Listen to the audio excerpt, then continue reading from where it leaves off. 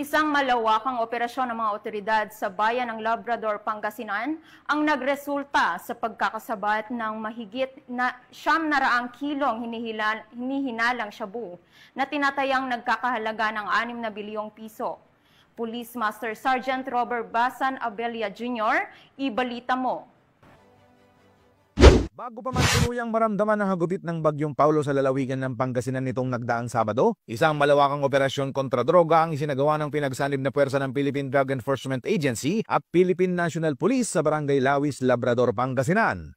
Sa operasyon, nasamsamang 40 sako ng hinihinalang shabu na may kabuoang bigat na 905 kilo at tinatayang halagang 6.1 billion pesos.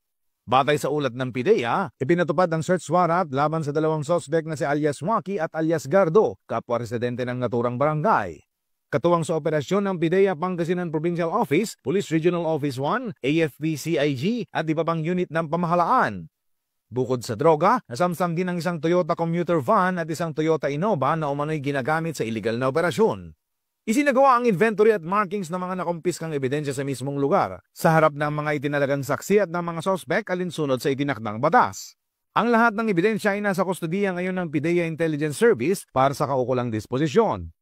Matagumpay na isinagawa ng mga otoridad ang operasyon, isang malinaw na patunay ng kanilang patuloy na dedikasyon sa paglaban sa iligal na droga at sa pagtataguyod ng ligtas at maunlad na bagong Pilipinas.